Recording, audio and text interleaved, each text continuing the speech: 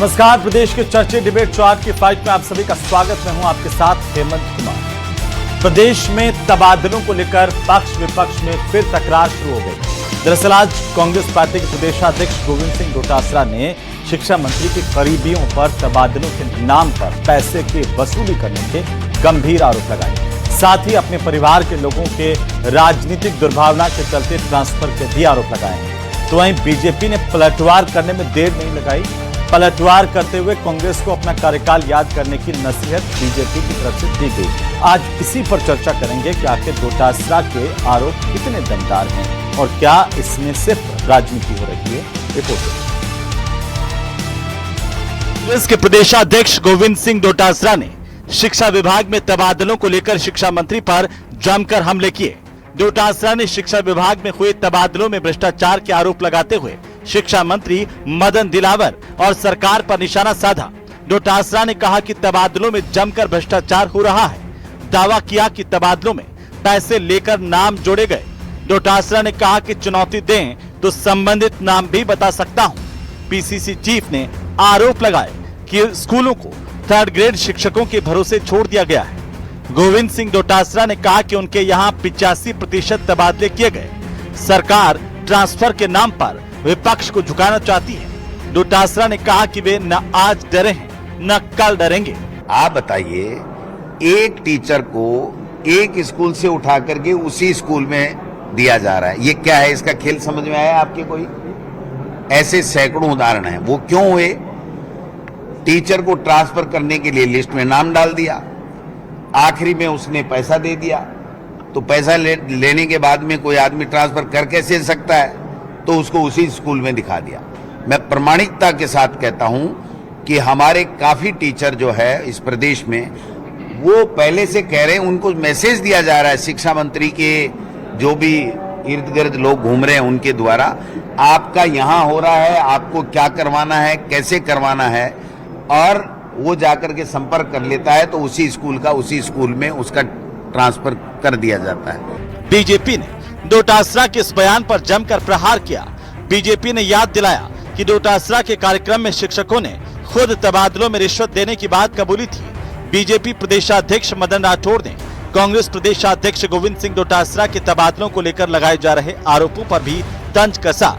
उन्होंने कहा कि कांग्रेस बिना तथ्य के आरोप लगाकर राजनीतिक माहौल बनाने की कोशिश कर रही है, जबकि भाजपा सरकार पारदर्शिता और नियमों के अनुसार काम कर रही है। डोटासरा अपने समय के कार्यकाल की घटना को कैसे भूल गए? डोटासरा जी के समय में, जब डोटासरा जी खुद शिक्षा मंत्री थे, तो उस समय के मुख्यमंत्री अशोक गहलोत जी ने पूछा डोटासरा जी की मौजूदगी में शिक्षकों से कि क्या आपके तबादलों में पैसे लिए जा रहे हैं? तो शिक्षकों ने खड़े होकर जोर जोर से कहा, हाँ साहब, भ्रष्टाचार हो रहा है, पैसे लिए जा रहे हैं। तो जो व्यक्ति जैसा होता है वो दूसरे के बारे में भी ऐसा सोचेगा। उन्होंने ये भी सोचा होगा कि हम उनके समय में पैसे लिए जा रहे थे तो अब बीजेपी में भी लिए जा रहे होंगे, लेकिन हमारे यहाँ नहीं है। बिल्कुल ट्रांसपेरेंसी है, कोई जरूरतमंद व्यक्ति है, उसका काम किया जा रहा है। कांग्रेस पार्टी के प्रदेश अध्यक्ष गोविंद सिंह डोटासरा जी की सरकार जा चुकी है और अब गोविंद सिंह डोटासरा जी शिक्षा मंत्री भी नहीं है, लेकिन अभी भी उनके मन मस्तिष्क के अंदर उनके शासनकाल के दौरान जिस तरीके से बिरला ऑडिटोरियम के अंदर एक शहर के अंदर शिक्षकों ने कहा था, जब भैरव जी उनसे पूछा कि मैंने सुना है शिक्षकों के स्थानांतरण में पैसे लिए जा रहे हैं, तो तमाम शिक्षकों ने एक शहर के अंदर कहा था कि बिना पैसे कोई स्थानांतरण कर ही नहीं रहा। पूर्व मुख्यमंत्री आदरणीय अशोक गहलोत जी के समक्ष जयपुर के बिरला ऑडिटोरियम में तबादलों में भारी भ्रष्टाचार के आरोप लगाए थे। उस समय डोटासरा मंच पर मौजूद थे, माननीय गहलोत जी मंच पर मौजूद थे।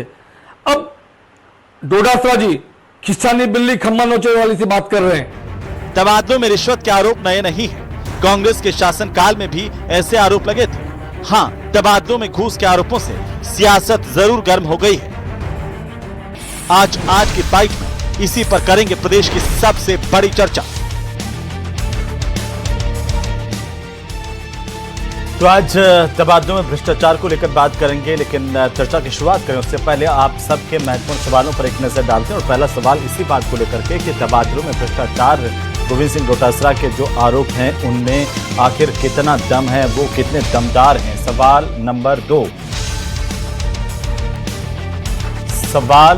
2 कि ट्रांसफर से विपक्ष को झुकाना आरोप है पुराना? ये लगातार पहले भी इस तरीके से आरोप लगते रहे हैं। क्या वाकई इस तरह से जो गोविंद सिंह डोटासरा कह रहे हैं विपक्ष पर दबाव बनाने की कोशिश की गई है? इस पर भी बात करेंगे। और सवाल नंबर 3 ये कि समस्या का समाधान तबादला नीति का क्या है प्लान? हर सरकार के वक्त में ट्रांसफर उद्योग तबादलों में पैसे के आरोप लगते रहे हैं, लेकिन उसके बावजूद किसी सरकार ने अब तक कोई ट्रांसफर की पॉलिसी बनाने की जहमत नहीं उठाई। तो इसके पीछे की वजह भी टटोलेंगे। आज हमारे साथ खास मेहमान हैं जिनसे मैं आपका परिचय करवा दूं। आज ट्रांसफर्स में जो आरोप लगाए हैं भ्रष्टाचार के, उनको लेकर हमारे साथ हैं महिपाल महला, भारतीय जनता पार्टी के प्रदेश प्रवक्ता जुड़ चुके हैं। साथ ही यशवर्धन सिंह हैं, कांग्रेस पार्टी के प्रदेश के प्रवक्ता हमारे साथ, और सुभाष शर्मा हमारे साथ हैं वरिष्ठ पत्रकार के तौर पर, विपिन शर्मा हमारे साथ हैं शिक्षक नेता के तौर पर। सबका स्वागत है, सबका अभिनंदन है। और सबसे पहले महला साहब आपसे, क्योंकि गोविंद सिंह डोटासरा ने बड़े गंभीर आरोप लगाए कि आपके यहाँ पर पूरे के पूरे ट्रांसफर उद्योग चल रहा है। कब की डेट निकल गई है, लेकिन बैकडेट में लिस्टें आ रही हैं, इसके मायने क्या हैं? जी देवन जी, तुलसी के जग में भांति भांति के लोग, जिसका जैसा है मेल उसको वैसे ही दिखते हैं लोग। माननीय गोविंद सिंह डोटासरा जी ने जो आरोप लगाया है, चूंकि गोविंद सिंह डोटासरा जी एक राजनीतिक दल के व्यक्ति हैं और पार्टी के प्रदेश के अध्यक्ष हैं, उनका बयान तो प्योरली राजनीतिक है। यदि आरोप शिक्षक लगाते, यदि आरोप आम व्यक्ति लगाता, तब तो उनका कोई आधार बनता। अब गोविंद सिंह जी का तो काम ही आरोप लगाना है और फिर आरोपों से पीछे हट जाना है। आज इस तरीके से माननीय गोविंद सिंह जी ने जो आरोप लगाए हैं, यदि इनमें तनिक भर भी सत्यता होती तो उन 2, 5, 7 विधायकों का नाम लेते, या उन कार्यकर्ताओं का नाम लेते, या उन कार्यकर्ताओं के साथ मीडिया को बाइट देते, उन लोगों के साथ बाइट देते जिनसे पैसे मांगे गए हैं, जिनके साथ पैसे का कोई लेन देन हुआ। सिर्फ तथ्यहीन आरोप लगाना, और जब कुछ नहीं बचता है तो इस तरह के आरोप लगा के और फिर वापिस हो जाना। किस समय कैसे उद्योग के रूप में ट्रांसफरों में कैसे कैसे खेल हुआ करता था, ये तो बिरला ऑडिटोरियम में शिक्षकों ने मोहर लगा दी थी ना। गोविंद सिंह डोटासरा जी वही थे, और गोविंद सिंह डोटासरा जी उस समय तत्कालीन शिक्षा मंत्री थे। तो जो जैसा रहता है उसको वैसे ही लोग दिखते हैं, और जिन्होंने भ्रष्टाचार की फसलें बोई है उनको तो हर समय हर खरपतवार में वैसा ही तो नजर आएगा। बिल्कुल यशवर्धन जी, क्या ये बात सही है कि जो जैसा है वैसा वो दूसरों के बारे में सोचता है? बीजेपी कह रही है कि डोटासरा जी के टाइम में भ्रष्टाचार होता था, इसलिए वो सोचते हैं कि बीजेपी के राज में भ्रष्टाचार होता है, लेकिन मदन राठौड़ कह रहे हैं कि हमारे यहाँ पर सब पारदर्शिता के साथ हो रहा है।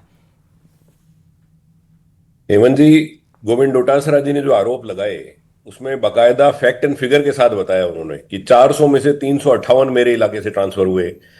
गोविंद डोटासरा जी ने 0.03% प्रशासनिक ट्रांसफर किए थे, जबकि इस सरकार में कोटा संभाग में 24% ऐसे ट्रांसफर हुए हैं। उनके खुद के इलाके से 85% लोगों का ट्रांसफर हुआ है। वो ये कह रहे हैं कि वो लिस्ट है जिसमें वो कह रहे हैं कि मुझे चैलेंज करे सरकार और मैं प्रूव कर दूंगी। तो मैं तो ये कहता हूं कि शिक्षा मंत्री जी जो है उनको चैलेंज करना चाहिए कि वो साबित करें, और हमारे प्रदेश अध्यक्ष जी उसको साबित कर देंगे। वो तो खुला चैलेंज दे रहे हैं। और जहां तक बात इनकी ट्रांसफर्स की है, अभी एक आरएसएस के कोई टीचर है जिनका की प्रमोशन हुआ है, सॉरी रिटायरमेंट होने वाला है, और रिटायरमेंट से पहले उनको 500 किलोमीटर दूर भेज दिया गया। तो उन्होंने तो फेसबुक पे लिखा है कि हम तो थोड़े दिनों में रिटायर हो जाएंगे, मैं तो इस्तीफा भी दे दूंगा, लेकिन ये सरकार दोबारा नहीं आएगी। अब ये बताइए, ट्रांसफर लिस्ट में विधायक तक का ट्रांसफर कर दिया इन्होंने कि विधायक को यहां से वहां ट्रांसफर किया जाता है। विधायक कैसे ट्रांसफर होता है ये तो भाजपा वाले ही बता सकते हैं, और तो कोई नहीं बता सकता। गलती तो हो ही जाती है, मानवीय भूल, मानवीय त्रुटि तो आपके समय में भी होती ही होगी, ऐसा तो नहीं है। अब आप ये माने कि ठीक है, हमें पटवारी के नाम पर, अनुशंसा के नाम पर, वो भी इंसान ही बैठे हुए हैं ना वहां पर। कोई सरकार कौन है? वही लोग हैं जो आपके समय में भी ट्रांसफर लिस्टें बनाते थे, वही लोग हैं। सचिवालय में तो बाबुओं के तबादले बाहर तो होते नहीं है। लिस्ट में यहां तक लिख दिया गया है कि विधायक का अहम तोड़ने के लिए इस व्यक्ति का यहां से यहां ट्रांसफर कर दिया जाए। उस लिस्ट में लिखा बात है कि आप किस तरीके से देख रहे हैं। लेकिन विपिन शर्मा साहब, आप इसे कैसे देख रहे हैं जो विपक्ष आरोप लगा रहा है, और खासतौर पर डोटासरा साहब आरोप लगा रहे हैं? सवाल तो यह भी है कि जब डोटासरा जी कह रहे हैं कि मुझे चुनौती देंगे तभी मैं बताऊंगा, तो उनको पहले ही बता देना चाहिए विपक्ष में है, इस चुनौती का क्यों वो आडंबर ले रहे हैं? आप इसे कैसे देख रहे हैं विपिन जी? क्या वाकई शिक्षकों के तबादलों में भ्रष्टाचार हो रहा है? सर, जो तबादले हो रहे हैं, कोई सी भी सरकार हो, पक्ष या विपक्ष, आज पक्ष में है कल विपक्ष में है, सभी एक दूसरे पर आरोप लगाते हैं। और ये तो कि बन चुका है कि तबादला एक उद्योग का रूप ले चुका है। ये आज से नहीं, कई सालों से चला आ रहा है। अगर ये रूप नहीं लिया होता तो ट्रांसफर पॉलिसी आ जाती। ट्रांसफर पॉलिसी नहीं आ रही और इस तरह के तबादले हो रहे हैं। 10 तारीख चली गई, अब बैक डेट में जो पहले राजकाज पे चढ़ के आ रहे थे अब बैक डेट में निकाले जा रहे हैं। तो निश्चित रूप से जो भजनलाल सरकार है उसकी सुचिता पे सवाल तो खड़े हो रहे हैं कि बैक डेट में जितने तबादले पहले नहीं हुए, बैक डेट में उतने तबादले निकाले जा रहे हैं। आपको तबादले करने, आप डेट बढ़ा दीजिए ना, सरकार है, आपको कौन रोक रहा है? 10 तारीख चलेगी लेकिन 10 तारीख आज तक खत्म नहीं हो रही। तो कहीं ना कहीं सुचिता पे तो सवाल होते हैं। जब सुचिता पे सवाल होता है तो जो भी विपक्ष होता है वो बातें करता है। अब जो पैसे देता है वो बताएगा तो है नहीं मैंने पैसे दिए। अगर तबादला नीति आ जाती तो इन एक दूसरे पे आरोप लगते ही नहीं। तबादला नीति में अपना आप ही उसको अंक मिल जाते, शिक्षक अपना आप चले जाता, तो ये चीजें खड़ी नहीं होती। तो मैं तो ये समझ रहा हूं कहीं ना कहीं तो कोई ना कोई बात है ही। सुभाष शर्मा जी, ये बात में विपिन जी की बात तो सही है कि हर सरकार में ऐसे तबादला उद्योग चल रहा है, पैसे लिए जा रहे हैं, आरोप लगते हैं, लेकिन कोई भी सरकार एक स्पष्ट ट्रांसफर पॉलिसी नहीं बनाती है। बिल्कुल ये बात इन्होंने सही कही है और मैं यही इसी मुद्दे पर आज बात करने वाला था कि देखिए, थर्ड ग्रेड टीचर्स का मामला कई सालों से अटका पड़ा है। उनको बेचारों को कोई पूछ नहीं रहा है, जबकि थर्ड ग्रेड के टीचर्स के साथ क्या होता है हमें भी पता है। कहां कहां वो दूर दराज में जाते हैं। अब वो पढ़ाई कैसे कराएगा, समझ से बाहर की बात है। तो होना तो ये चाहिए कि एक निश्चित दौर जो दायरा है वो तबादला नीति में शुमार किया जाना चाहिए कि भाई ये टीचर्स हैं बेचारे, इनके पास और तो कोई कमाई होती नहीं है। बाकी तो डिपार्टमेंट्स में कमाई करने के साधन आप हम सब जानते हैं, ये तो केवल पढ़ाने के लिए है। अब पढ़ाने के लिए 10 किलोमीटर का दायरा रख दीजिए या 15 का रख दीजिए, 20 का रख दीजिए मैक्सिमम।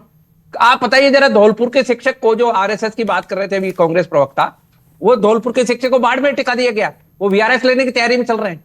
तो ये जो कहानी है, अब आप मुझे बताइए कि शिक्षा विभाग जो है वो सबसे बड़ा महकमा है और हर समय इसमें यह प्रॉब्लम रहती है। आप इसको इस तरह से करें कि तबादला की एक स्पष्ट नीति बने और नीति के तहत फिर सभी संतुष्ट हो। अब इसमें जिनकी जानकारी है वो तो आ जाते हैं, जो पैसे दे के आते हैं वो भी बेचारे आ रहे हैं, टीचर्स भी पैसे दे रहे हैं, ये बात सच है। लेकिन मैं एक बात कहना चाहता हूं, मदन दिलावर को लेकर गोविंद सिंह डोटासरा का जो आरोप है ये बड़ा हास्यास्पद लगता है। गोविंद सिंह डोटासरा के टाइम में बिल्कुल क्लियर कट मामला था। मदन दिलावर को लेकर जो पर्सनैलिटी वाइज बात है वो थोड़ी अचकची लगती है। ये जो प्रशासनिक मामले हैं ये थोड़ा ज्यादा हो सकता है, क्योंकि आंदोलनजीवी नेता के सब जगह एक ही खेल है। हाँ, तो मैं कह रहा हूं ना आपको, आंदोलनजीवी नेता जब मंत्री बन जाता है तो वो प्रशासनिक जो अमला है वो हावी हो जाता है। और जब नेता जो कांग्रेस टाइप की जो पॉलिटिक्स है वो नेता हावी रहते हैं, वहां प्रशासन हावी नहीं रहता है। बीजेपी के साथ ये प्रॉब्लम है कि उनको राज करना, अभी भी वो आंदोलन के मूड में रहते हैं। अभी भी मदन दिलावर से आप बात कर लो, धरने की बात जरूर कर लेंगे जी। लेकिन ये जो काम हो रहे हैं, यशवर्धन जी, फिर मैं महिला जी के बाद में जाऊंगा जी। यशवर्धन जी, बड़ा गंभीर बात कही है उन्होंने। नहीं, अब मदन दिलावर जी बजरंग दल से आते हैं। अब बजरंग दल वालों को आप शिक्षा दे देंगे तो आप जानते हैं वो जो आप जो कह रहे हैं सही बात है कि बजरंग दल वाले जिस चीज के लिए जाने जाते हैं वो उसी बात में बात करते हैं। वो कहीं अगर लाइब्रेरी में बैठ जाएंगे तो भी वो जोर जोर से ही बोल सकते हैं, उनसे धीमे सुर में बात ही नहीं होती। तो उनका कैरेक्टर वैसा ही है। और शिक्षा जैसा जो गंभीर विषय है वो तो कम से कम किसी ऐसे व्यक्ति को देना चाहिए जो कि जिसका थोड़ा बैकग्राउंड भी वैसा हो और कम से कम इस तरह के दलों से नहीं आते हो जो दिन रात नफरत फैलाने वाले हैं। जो इसका ट्रांसफर उद्योग और ये उनके बजरंग दल, इससे क्या संबंध है सर? भ्रष्टाचार कैरेक्टर में आ जाती है वो सब चीजें। अब कह रहे हैं कि ये मदन दिलावर जी ऐसे नेता जो भ्रष्टाचार के मामले में यकीन रखते ही नहीं है। अब देखिए, ऐसा है, हमारे गोविंद डोटासरा जी ने अगर कोई चैलेंज दिया है तो फिर एक्सेप्ट कर लें, आ जाए सामने। तो मैं ये एक सवाल कह रहा था कि गोविंद डोटासरा जी के पास सबूत है तो वो चैलेंज करने पर ही सामने लाते हैं, ऐसा क्यों? उनका विपक्ष में रहते हुए प्रदेशाध्यक्ष के तौर पर यह दायित्व नहीं है कि अगर कहीं भ्रष्टाचार हो रहा है, उनके पास सबूत है तो बिना कोई चैलेंज करे भी वो सामने रखे जनता के? नहीं, चैलेंज में वो इनकी वो देख रहे हैं ना नैतिकता की, इनमें दम कितना है। सामने आ जाए, ये कह देंगे हम एक्सेप्ट कर रहे हैं चैलेंज, आ जाए। अगर ये चैलेंज नहीं करेंगे तो डोटासरा जी उसको छिपा के रखेंगे, ढकी हुई रख लेंगे। मतलब इसका मतलब तो ये तो जनता के साथ, ये जनता के साथ कैसा भरोसा है क्या? हमारे प्रदेश अध्यक्ष जो आरोप लगा रहे हैं इसका मतलब वो बिल्कुल सही कह रहे हैं। अगर इनमें दम है और अगर ये सच्चे हैं, ईमानदार हैं, साहब चुनौती आप देंगे तभी डोटासरा जी ओपन करेंगे कि उनके पास भ्रष्टाचार के कितने सबूत हैं आपके खिलाफ। हेमंत जी, यशवर्धन जी की सलाह का सम्मान है, पर बेहतर होगा कि यशवर्धन जी ये सलाह भारतीय जनता पार्टी को ना देके कांग्रेस पार्टी के अपने नेताओं को दें, तो उनकी सलाह चुनौती देने से डर गए क्या आप? और उनकी सलाह प्रभावी रूप से काम करेगी। अब रही बात चुनौती की, हाँ। एक व्यक्ति जो जिम्मेदार पद पे बैठे हैं, पीसीसी के प्रेसिडेंट हैं, वो ये कहते हैं कि आप मुझे चुनौती दो, फिर उसके बाद मैं लोगों को लेके आऊंगा, फिर उसके बाद मैंने तो जो दे दो, आप बोल दो कि ये लोग चुनौती हम चुनौती देते हैं, इतना ही तो करना है। कौन सा आपको जाकर के कोई मैं आपके माध्यम से मैं न्यूज 18 पे भारतीय जनता पार्टी के प्रवक्ता के नाते यशवर्धन जी से निवेदन करूंगा कि आपके पास कोई प्रमाण सही यशवर्धन जी से क्यों आप प्रदेश प्रवक्ता के नाते बोलिए कि मैं गोविंद सिंह डोटासरा को चुनौती देता हूं कि सबूत सामने रखें, वरना मान आने के दावे के लिए तैयार रहें। बोलिए ना आप। हेमंत जी, हेमंत जी, चूंकि अभी कांग्रेस के प्रतिनिधि के रूप में मेरे साथ जो बैठे हैं यशवर्धन जी बैठे हैं। अच्छा, तो आपके साथ में कोई नहीं हो जब तक आप कभी चुनौती दी नहीं है बिना साथ के आपने अभी तक, मतलब इसका तो मतलब यही हुआ। 100% विपिन जी, इस मायने में क्या समझे? 100% हम इस बात को, ये भाई हमारा मंच है, अगर कांग्रेस पार्टी के प्रदेश के प्रवक्ता कह रहे हैं कि मुझे चुनौती दोगे तभी मैं आपको दिखाऊंगा सबूत, और आप कह रहे हो कि हम चुनौती देंगे नहीं। यशवर्धन जी को देने से क्या मतलब है? इनके पास सबूत थोड़ी है, डोटासरा जी के पास सबूत है। हेमंत जी, मैं कह रहा हूँ गोविंद सिंह डोटासरा जी, अशोक गहलोत जी, कांग्रेस के बड़े नेता प्रवक्ता, किसी के पास कोई प्रमाण है और जिनका कोई आधार है तो मीडिया के सामने के सामने लेके आए, वरना तथ्यहीन बातें ना करे। 3 लाख कर्मचारी आवेदन करने को तैयार था, आज मजा नहीं आया, आप चुनौती नहीं दे पा रहे। बताइए महिला साहब, आज अरे यशवर्धन जी हंस रहे हैं और वो इसलिए हंस रहे हैं कि आप चुनौती नहीं दे पा रहे। भाई ये सुभाष जी, अब आपकी हंसी के पीछे का कारण भी बता दीजिए कि आपको क्या लग रहा है? कैसे चुनौती देते हैं, शब्द कैसे होने चाहिए वो आप मुझे बता दें। मैं क्यों बता दूं? आप नेता, मैं क्यों बता दूं? मैं तो एंकर हूं, मैं तो कह रहा हूं, इन्होंने कहा चुनौती दो, मैंने कह दिया भाई चुनौती दे दो। क्या हो रहा है? मैं कह रहा हूं गोविंद सिंह डोटा, आप समझिए सर, आप सुनने को तैयार नहीं, मेरे साइज शब्द आप सुन नहीं पाएंगे। मैं कह रहा हूं कि गोविंद सिंह डोटासरा जी के अलावे जितने भी कांग्रेस पार्टी के कोई भी नेता, चाहे पूर्व मुख्यमंत्री से लेके कांग्रेस पार्टी के प्रवक्ता तक, किसी के पास भी कोई प्रमाण है गोविंद डोटासरा जी के सहित, तो मीडिया के सामने आए, हम चुनौती देते हैं, हम जवाब देने का काम करेंगे यदि आपके पास कोई प्रमाण है तो। ये चुनौती ठीक है, सुभाष जी तय करेंगे, हमारे सीनियर वो हैं पत्रकार। नहीं, अब वो एक्चुअली आपको लगा कि चुनौती वाली कोई चुनौती है?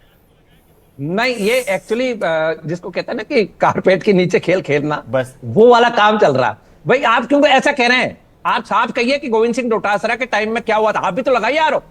उस टाइम तो खुला खेल चला था, तो आप भी एक प्रेस कॉन्फ्रेंस करिए, बताइए। और दूसरा बात चले, बता दिया मदन राठौड़ जी ने ये कहा कि गोविंद सिंह डोटासरा जी आप सुन नहीं पाए होंगे, माननीय मदन राठौड़ जी ने जवाब दे दिया उसका। आपने उस बात को सुना नहीं होगा शायद। एक मिनट रुकिए आप, एक मिनट रुकिए। पार्टी संगठन अलग है, मंत्रालय अलग है। आरोप मंत्रालय के ऊपर लग रहे हैं, पार्टी के ऊपर नहीं लग रहे हैं।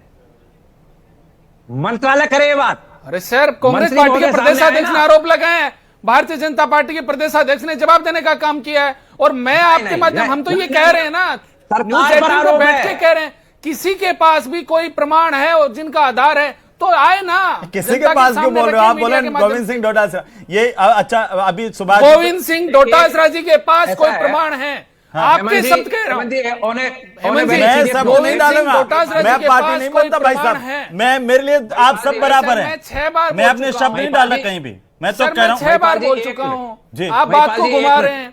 मैं 6 बार ये कह चुका हूँ, गोविंद सिंह डोटासरा जी के पास कोई प्रमाण है तो जनता के बीच में रखने चाहिए, हम चुनौती देते हैं। एक मिनट, मैं हेमंत जी एक सीरियस नोट पे बात करना चाह रहा हूँ, टाइम भी कम रहता है जी। टीचर्स का तबादला है, अब इसमें आप बताइए कि डिजायर्स की क्या जरूरत है? फिर क्या वो एमएलए के लिए काम करेगा वो टीचर? तो ये तो एक तरह से वोट खरीदने वाली बात हो गई, क्योंकि चुनाव में ड्यूटी भी टीचर्स की लगती है। ये कहां का नियम है? नहीं, आप सुनिए, मैं कह रहा हूं कि तबादला उद्योग जिसको कहा अभी शिक्षक नेता ने, इसमें ये अनिवार्यता कांग्रेस ने कर दी कि साहब ये आप डिजायर लाइए। तो डिजायर का मतलब क्या होता है? एमएलए के पास जाएगा वो टीचर, फिर क्या होगा आखिर में? ये एक बड़ा सीरियस मामला है, इसको थोड़ा दरकिनार किया जाए। दूसरी बात, ये एप्लीकेशंस भी जो हैं, इसके बजाय एक साफ तौर पर बहुत ही क्लैरिटी के साथ सरकार को आना चाहिए कि टीचर्स का मामला है, हम एक जो परिधि है उसमें बात करेंगे। 5-7 किलोमीटर का एक मामला, यशवर्धन जी ये चुनौती स्वीकार है? अब तो राजी हो आप चुनौती लेकर? देखिए, हमारे प्रदेश अध्यक्ष महोदय ने प्रदेश अध्यक्ष और पूर्व मंत्री के नाते वर्तमान मंत्री को चुनौती दी है। वर्तमान मंत्री आ जाए सामने, वो बोल देंगे साहब इन्होंने जो जो बातें कही हैं, जो तथ्य कहे वो गलत हैं, और मैं इनको साबित करके रहूंगा। पूरी लिस्टों का पूरा, आजकल तो आर्टिफिशियल इंटेलिजेंस का जमाना है। आप भी ऐसे करने लगे, अभी तो चुनौती दे रहे हो। प्रदेश के प्रवक्ता है महिला जी, महिला जी प्रदेश के प्रवक्ता हैं। हाँ, तो उन्होंने दी है ना सीधी चुनौती। आप फिर घुमा रहे हैं यशवर्धन जी। नहीं, क्या चुनौती दी है उन्होंने? हमारे प्रदेश अध्यक्ष महोदय ने तो उनको मंत्री जी को कहा है, पार्टी को नहीं कहा है, मंत्री जी आप को भी कहा है। सिलेक्टिव हो गए कि मंत्री चुनौती देगा तब होगा, और जैसे वो कर रहे थे। जिस पर आरोप लगा वही तो देगा, पूरी पार्टी को थोड़ी लगाएगा। प्रवक्ता है, ये उनकी तरफ से ये आधिकारिक तौर पर बयान है। महिला जी का बयान भारतीय जनता पार्टी का आधिकारिक बयान है सर। हाँ, तो आधिकारिक बयान है, तो मैं भी आधिकारिक रूप से कह रहा हूं कि मंत्री जी को बोलिए कि वो अपना दामन साफ निकालें, श्वेत पत्र निकाल दें कि मुझ पर जो आरोप लगे हैं, मैंने 24% प्रशासनिक ट्रांसफर कोटा में नहीं किए, मैंने 400 में से 358 ट्रांसफर लक्ष्मणगढ़ से नहीं किए, मैंने एक ही स्कूल का ट्रांसफर उसी स्कूल में नहीं किया। ये सारे तो स्पेसिफिक आरोप है ना, आप उस लिस्ट में निकाल दीजिए कि साहब इसमें एक भी केस ऐसा नहीं है। पैसे लिए वो वाली बात है ना, आप साबित कर दीजिए। स्पेसिफिक आरोप, पैसे वाले आरोप पे पैसे की जो बात कही है उस पे भी जवाब दीजिए। 24% प्रशासनिक ट्रांसफर किए गए हैं, वो बता देंगे साहब 24 नहीं है तो 23 है या 25 है, वो तो एक लिस्ट में आ जाएगा। कहां दिक्कत आ रही है उसमें? और बता देंगे कि महिला जी बोलिए, जल्दी से जवाब दीजिए। हेमंत जी, किसको सवाल ये नहीं है कि किस कॉन्स्टिट्यूएंसी में कितने ट्रांसफर हुए।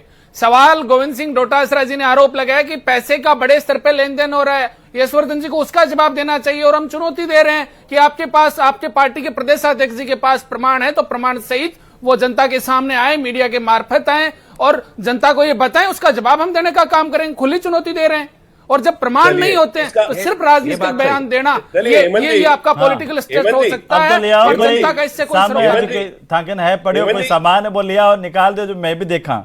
हेमंत जी, इसका मतलब बाकी जितने भी गोविंद जी ने लगाए वो तो सारे मान लिए इन्होंने। गोविंद डोटासरा जी ने जो इन्होंने माने नहीं माने, आपके पास क्या है? आपके पास उसका आधार क्या, वो लाओ ना। नहीं, इन्होंने एक्सेप्ट कर लिया इसका आज भी जो आरोप लगा रहे हैं वो सिर्फ लक्ष्मणगढ़ को लेके लगा रहे हैं। चलिए विपिन जी शिक्षक क्या चाहते हैं? विपिन आखिरी टिप्पणी में लूंगा विपिन जी के, विपिन जी के पास कम समय मिला है। विपिन जी ठीक है, ये आरोप प्रत्यारोप राजनीतिक हो सकते हैं, लेकिन शिक्षकों की डिमांड क्या है? शिक्षक क्या चाहते हैं तबादलों को लेकर के? थर्ड ग्रेड टीचर्स के ट्रांसफर हो, पॉलिसी बने, क्या मांग है शिक्षकों की?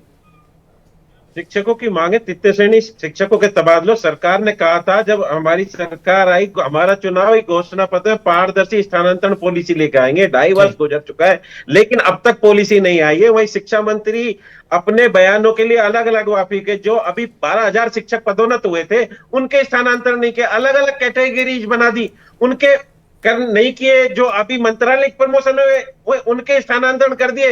ऐसे अलग अलग वर्ग बना के शिक्षकों के साथ अन्याय किया जा रहा है। हमारी तो यही मांग है कि शिक्षकों के लिए पॉलिसी लेकर आए, और जो केडी ने गाइडलाइन निकाली थी, विधवा, परित्यक्ता, एकल महिला, पति पत्नी, उनका बिल्कुल भी ध्यान नहीं रखा बहुत शुक्रिया चर्चा में शामिल होने के लिए। किसी आरोप प्रत्यारोपों की बात सुने ना सुने, लेकिन सरकार को इन कर्मचारियों की, इन शिक्षकों की बात जरूर सुननी चाहिए जिनके ट्रांसफर को लेकर के बात हो रही है, या उन कर्मचारियों की जिनके ट्रांसफर की हर बार बात होती है लेकिन वो मायूस नजर आते हैं। आखिर कम सुनाई उनकी होगी, कब एक पॉलिसी आएगी, इसका इंतजार पूरे प्रदेश को आज भी है।